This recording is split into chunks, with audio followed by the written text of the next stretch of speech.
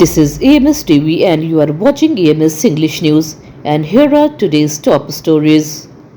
The final voter list has been released in Uttar Pradesh after the special intensive revision. Chief Electoral Officer Navdeep Renwa announced that around 2.5 crore voters' names have been removed. Earlier, the draft list had nearly 2.89 crore deletions. At the same time, about 84 lakhs new voters have been added. The total number of voters in the state now stands at 13.39 crore. Officials say the revision aims to make the voter list more accurate and updated. The move is important ahead of upcoming elections in the state. The AIMIM led by Asaduddin Owaisi has ended its alliance with Aam Janata Unnayan Party in West Bengal. The partnership was announced on March 25th for upcoming elections. However, AIMIM now says it will contest alone.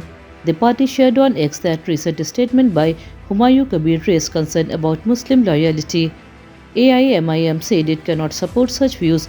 The party also highlighted that Muslims in Bengal remain poor and neglected despite years of secular governance. This sudden move may impact election strategies and political equation in the state. Historic voting turnout has been recorded in Assam, Kerala and Puducherry assembly elections.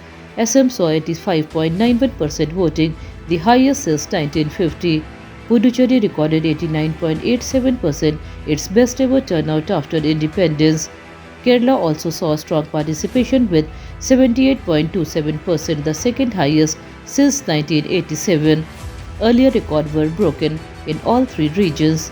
These numbers are provisional as the Election Commission of India will release final figures soon. High voter turnout reflects a strong public interest and awareness. Experts say this could significantly influence election results and political outcomes across these regions in the coming days. The Bharatiya Janata Party has released its manifesto for West Bengal, calling it a letter of trust. At an event in Kolkata, Union Home Minister Amit Shah said the past 15 years under Trinamool Congress rule have been like a dark period for the state. He added that the manifesto aims to free people from fear and bring development. The BJP promised better governance, safety and growth. The announcement comes ahead of key elections, making political competition in the state more intense. Bihar Chief Minister Nitish Kumar took oath as a Rajya Sabha MP on Friday. The oath was administered by Vice President C.P. Radhakrishnan in New Delhi. Several senior leaders were present, including Nirmala Sitharaman, J.P. Nadda and Arjun Ram Meghwal. After the ceremony, a light moment was seen when Nadda offered a pen for signing, and Nitish Kumar casually asked if it was done and if they could leave.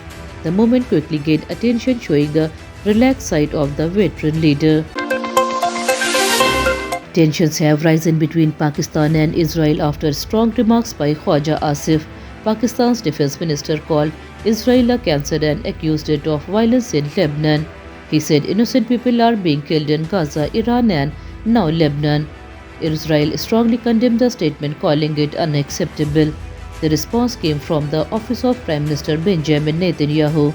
Meanwhile, peace talks between the United States and Iran are expected soon in Islamabad. The situation highlights rising global tension and diplomatic challenges ahead of important ceasefire discussion. In Punjab Assembly, Pakistan, a proposal has been moved to nominate Prime Minister Shehbaz Sharif, Army Chief Asim Munir and Deputy PM Ishaq Dar for the Nobel Peace Prize. The proposal claims their efforts help achieve a 2-week ceasefire between the United States and Iran. The announcement came after US President Donald Trump mentioned their role. Iran also confirmed the ceasefire development. If accepted, this nomination could highlight Pakistan's diplomatic role in global peace efforts. However, international reactions are still awaited. US First Lady Melania Trump has strongly denied any connection with Jeffrey Epstein. In a recent statement, she said she was never his friend and never traveled on his plane or visited his private island. Melania also clarified that she did not meet Donald Trump through Epstein. She added that if they ever met, it was only at social events. Epstein, a wealthy businessman, faced serious charges of exploiting minors and died in jail in 2019. His cases still remain controversial worldwide. India's stock market ended the week on a strong note. The BSE Sensex surged 500 points to trade around 77,150 on Friday. The Nifty 50 also gained 160 points, reaching 23,940. Buying was mainly seen in banking and auto stocks, boosting market sentiment. Investors showed confidence amid steady global cues and domestic strength. Experts say continued buying in key sectors could support further growth. However, they also advise caution due to possible market volatility in the coming session. In the Indian Premier League, fans are set for an exciting clash as Rajasthan Royals take on Royal Challengers Bangalore today. Both teams are unbeaten so far this season, making this match even more thrilling. Rajasthan Royals are currently at the top of the points table with strong performances. The match will begin at 7:30 p.m. with the toss scheduled at 7 p.m. Cricket lovers are expecting a tough contest between two in-form teams. This game could decide early dominance in the tournament. Weather conditions are changing across North India. In Madhya Pradesh, rainfall is expected to reduce from today, leading to a temperature rise of 4 to 6 degrees Celsius. In Uttar Pradesh, no rain is likely this week and temperature may increase by up to 10 degrees Celsius after recent storm in many districts. Meanwhile, Rajasthan may see temperatures crossing 40 degrees indicating strong heatwave conditions. On the other hand, Himachal Pradesh has recorded 200% above normal rainfall.